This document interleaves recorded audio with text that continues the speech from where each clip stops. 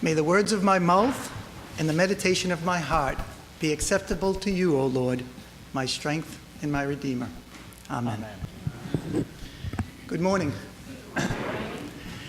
On Sundays, as I sit in the pew during a typical church service, I find myself glad to be back in a place with friends, to worship together and to pray for those in my thoughts.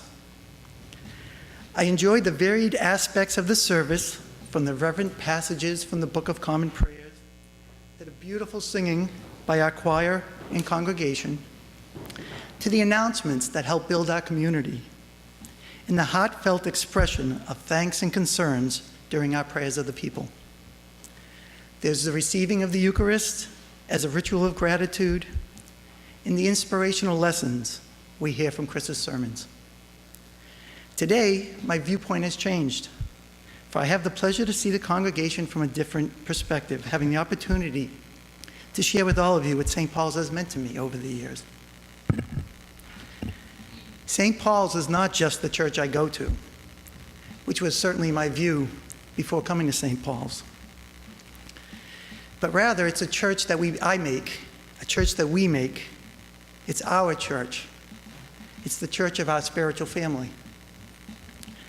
As members of St. Paul's for over 18 years, as a member of St. Paul's, I've collected many cherished memories.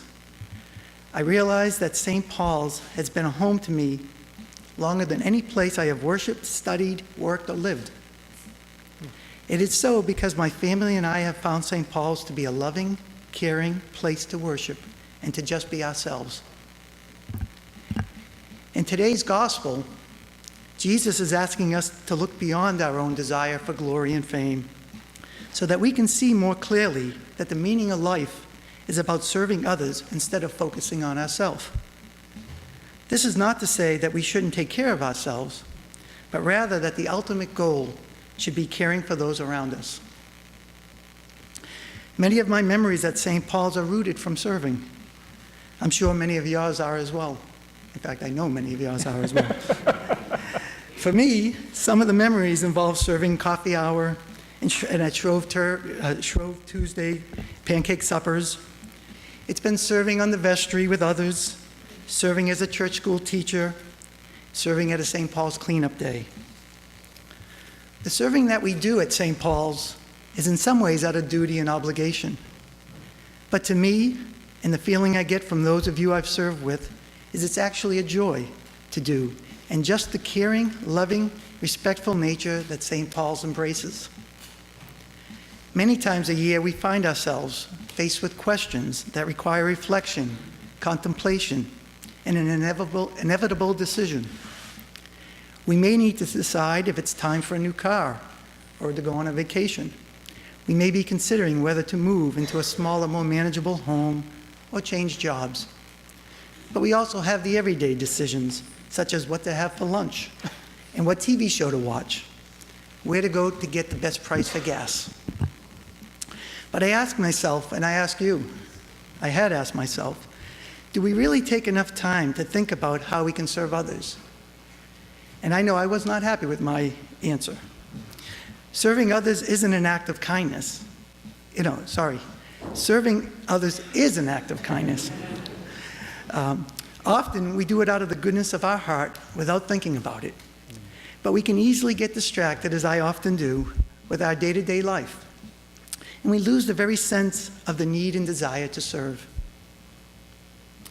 I wish to thank our vestry, who serves us all year long, each month facing new questions that require discernment to determine the needs of our church and our ability to provide for them. This includes the caring of the building, the options we have for conserving energy and other resources, the calendar of events and programs that we should offer, our outreach initiatives that we should support, and so many more. Some examples of the recent building improvements that have occurred over the past few years that are mostly obvious are the adding of the draining around the building to avoid the basement flooding. Ken Larson can attest to that. New energy efficient windows in the sanctuary here that are both offering bright and warmth to the church, and also in the classrooms, new windows. The new roof and the new solar panels, the paving of the parking lot, the new siding, and more.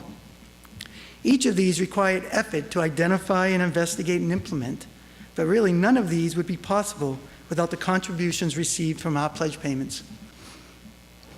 I give to St. Paul's time, money, and whatever talents I have to offer.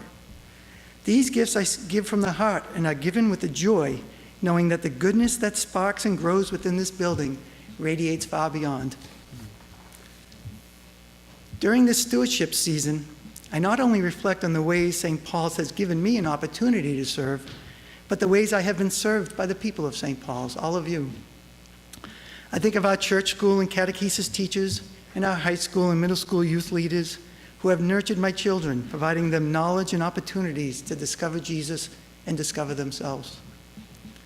I think of the role models within our church that have had an amazing impact on my life, I know, such as Frank Fernau, our former priest, Chris Wendell, of course, our current priest, as well as upstanding and dedicated servants such as Ken Larson and Paul Churcher. I also think of the youth that have babysat, played with, and been role models to my children that have been at the church, and that includes Andy Saladino, Shay Cool, Tommy and Becky Waghorn, Kerry and Heather Marassa. I am appreciative of the outpouring of cards of sympathy from the InReach Committee and others from the parish when my cousin and her daughter tragically died, and again with the loss of my mother recently. St. Paul's has been a warm, friendly, caring community that I have longed for and have come to know. As a youth, my siblings and neighborhood friends would venture out on a blustery, cold, late December evening, going door to door, Christmas caroling to all our neighbors. We were serving God's call to share the joy of Christmas, even if we didn't know it. Unfortunately, my siblings had no better vocal talents than I, so the music was marginal. But those that we sang to were glad we did, and sometimes they would show their appreciation with some tasty treats. Years later, Kathy, Nate, Sonia, and I joined St. Paul's for a night of Christmas caroling and progressive dinner. I am especially grateful to our very own Jan Gurley and Jan Blake, who graciously watched Andrew that night so we could participate. The camaraderie we shared as a group that evening was special, as it always is, and seeing the joy on the faces of those we sang to, especially those at Carlton Willard, was moving and rewarding to me. It was especially moving to me to sing to Jan Blake years later when she was in a nursing home herself. All this caroling reminded me of my youth, except this time it was like singing with the choir of angels. As Nate had said to me after one of the nights we caroled years ago, "Dad, standing between Mr. Mitchell and Mr. Whitbeck made us sound really good." This statement has been repeated by Nate, such as this past youth service when he sang. And it stands true for me too, and equally so during the 5 St. Paul's Tonight musicals that I've had the pleasure to participate in. Thank you for letting me be a part of that. Several years ago, with the spirit of St. Paul's backing me, I was moved to go on a mission trip to New Orleans with a group from our diocese. I had a yearning to serve others in need, and there was a tremendous need in New Orleans after Hurricane Katrina. Amongst the devastation, the sadness, the crime, unfortunately, and poverty I witnessed there, I was touched by the hope of the survivors and the appreciation of those that we helped. Knowing how much it meant to me, I'm so grateful to John and Emily for providing our children the opportunity to serve on the ASP mission trips. And I pray this continues to be a growing movement here at St. Paul's. I cannot give a sermon on serving and stewardship without mentioning the annual St. Paul's thrift sale. When I first learned about our thrift sale, my impression was it was strictly a fundraising event. With the enlightenment from Frank, along with taking part in the thrift sale for many years, I have come to know that it is far more than a fundraising event. I'm grateful to all who have served at the thrift sale. I've enjoyed the fellowship we've shared. Each year, folks come from Bedford and our neighboring towns to find goods that they need at very reasonable prices. All who come leave grateful and pleased that we have fulfilled some of their needs.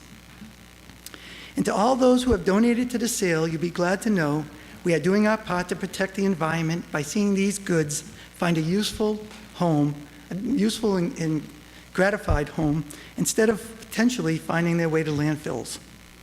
The thrift sale truly provides stewardship of our neighbors, of our budget, of our environment, and of our relationship with one another and God. During this time of year, one of the ways we serve our community is by pledging to St. Paul's. I ask you please to take the opportunity to reflect on how St. Paul's brings us closer together as a family so that we can collectively serve each other, serve our community and beyond, and serve God. Your pledge to St. Paul's greatly helps to meet the expenses of the church and enables us to continue to be a place of welcome, comfort, challenge, and strength to all who come. Amen. Amen.